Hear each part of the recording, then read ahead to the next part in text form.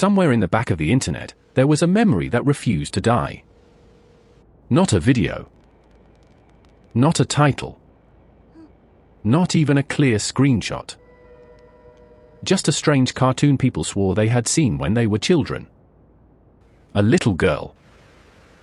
A clock. A figure standing in the room. And a feeling that something about it was wrong. For years, people tried to find it. But every search led nowhere. No official upload. No clean clip. No proof. Only the same sentence, repeated by strangers who had never met. I remember this. And that is how one half-remembered cartoon became one of the strangest lost media hunts online. The problem with memory is that it does not behave like a file. You cannot open it. You cannot download it. You cannot check when it was created. You only have fragments. A room. A face. A color. A line you might have heard.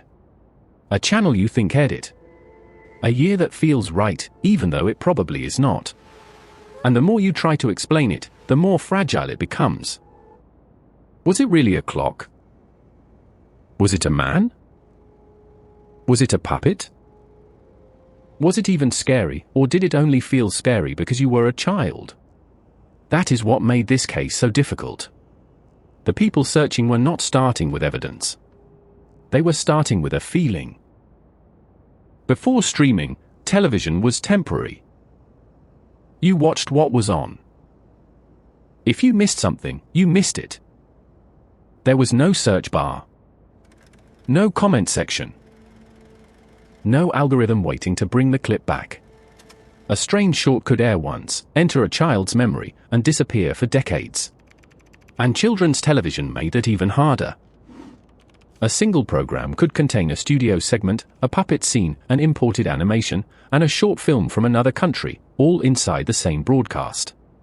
To a child, it was all just one show. But decades later, that confusion becomes a maze. You might remember the channel correctly, but the segment wrong. You might remember the cartoon correctly, but the title wrong. You might remember the emotion perfectly, while every searchable fact is broken. So when people started asking about the cartoon they called Clockman, the internet did what it always does. It guessed. Maybe it was a dream. Maybe it was a different cartoon. Maybe multiple memories had fused together. Maybe everyone was wrong. People compared old clips. They compared animation styles.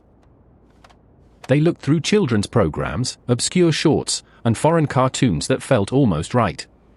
But almost right is not found. One lead had the right era, but the wrong story. Another had the right atmosphere, but the wrong characters. Another looked old enough, strange enough, close enough. And then it fell apart. Wrong cartoon. Wrong country. Wrong decade. Close, but not it. But every false lead did something important. It narrowed the shape of the mystery. Because in lost media, failure is not always useless. Sometimes a wrong answer tells you what the right answer cannot be. Slowly, the search moved away from the obvious places. Away from American cartoons. Away from modern animation. Toward something older. Stiffer. Stranger. Something that looked less like drawings moving naturally, and more like paper pieces being pushed through a dream. That detail mattered. Because the memory people described did not feel like a normal cartoon. It felt foreign. It felt handmade. It felt like it came from another era of animation entirely. Searchers dug through old records, broadcast memories, archive lists, and dusty fragments of television history. Somewhere, maybe, there was a tape. A label. A reel. A version nobody knew how to search for. But archives are not perfect. Labels can be wrong. Is that really it? It looks so Tapes can disappear. People will believe anything. And sometimes the only evidence left is a person insisting, I know this sounds fake, but I saw it. That is where the story becomes more than a search for a cartoon. Because at some point, the real question was no longer just, where is Clockman? The real question was Clockman ever real at all? That question is what gives the case its power. If the answer was no, then the internet had built a mystery out of childhood confusion. A ghost made from bad memory. But if the answer was yes, then something even stranger had happened. A real piece of media had reached people, disappeared from easy access, and survived only as a distorted image in their minds. Memory can lie. Not because people are dishonest, but because the brain is not a camera. It compresses things. It mixes things. It fills empty space with whatever feels close. Two cartoons can become one. A scene from one show can attach itself to the channel from another. A face can become stranger in memory than it ever was on screen. Years later, people tried to draw what they remembered. The drawings were close, but never exact. And somehow, that made the mystery feel more real. Because everyone was wrong in slightly different ways. But they were all wrong around the same shape. The lost media community turned that shape into an investigation. Clues. Theories. Old schedules. Forum posts. Half-remembered images. Online, one memory became a thread. Then one thread became a community. And once enough people said, I remember this, the story became harder to dismiss. One of the strongest clues was the animation itself. People were not describing something smooth and modern. They were describing something old. Something stiff. Something that felt like cut paper. That paper cut feeling pointed toward a different kind of animation history. And eventually, the answer began to appear. Not as Clockman. It was real. Under a completely different name. About Dressy Sally. Often translated as About Dressy Sally. A Czech animated short from 1976. A paper cutout film connected to the exact strange, old-world feeling people had been trying to describe for years. And once people saw it, the pieces started locking together. The girl. The atmosphere. The older animation style. The strange figure that had lived in people's memories under the name Clockman. The real answer was not hiding inside a nightmare. It was hiding inside animation history. A girl. A glove. A clock. Fragments that finally had somewhere to belong. But the reveal did not make the story less strange. It made it stranger. Because the answer was not a famous cartoon hiding in plain sight. It was a foreign animated short from 1976 that had passed through television, memory, rumor, nickname, and internet archaeology. The video people swore they saw was real. They just did not know what it was called. And that wrong name may be the reason it stayed lost for so long. The internet called it Clockman. But Clockman was never the real title. Search engines are powerful, but they are only as good as the words we give them. Search the wrong title, and the right video can stay invisible for years. That is the uncomfortable lesson inside this case. The internet makes us feel like everything is saved. But it is not. The internet is full of holes. Old uploads vanish.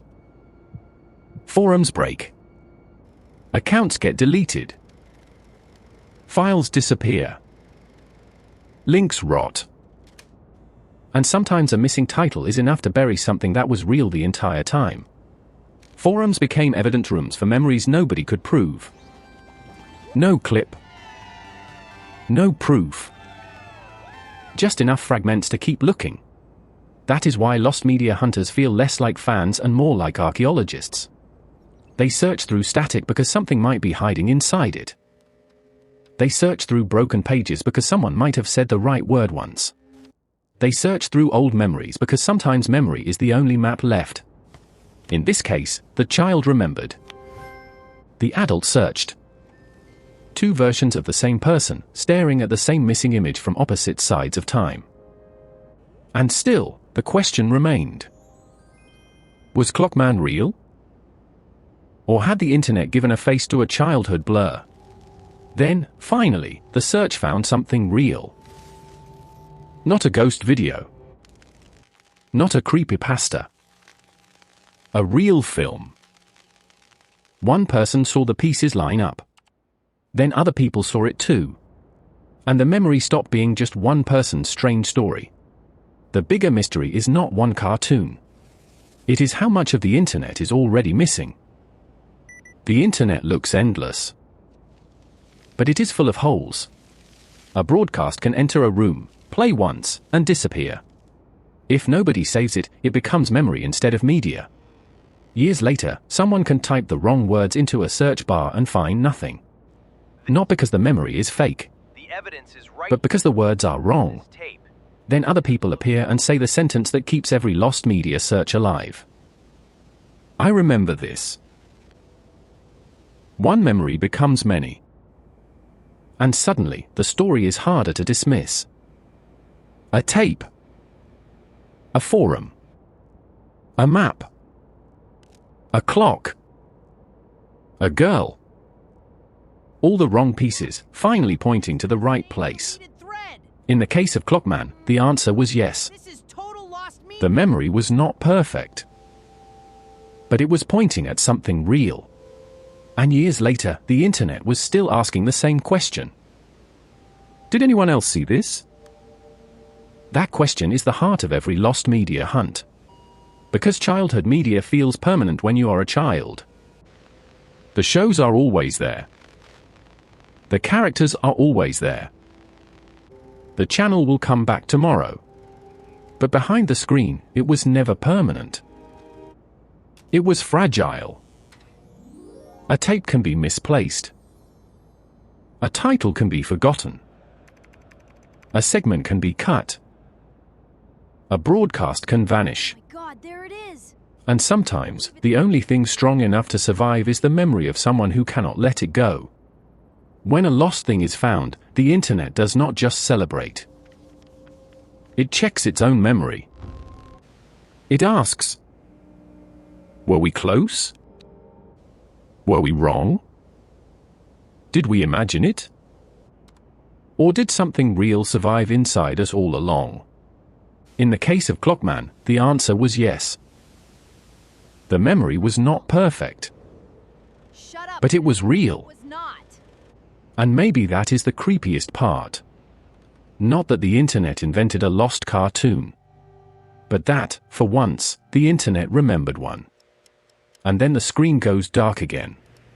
Because there are always more missing pieces.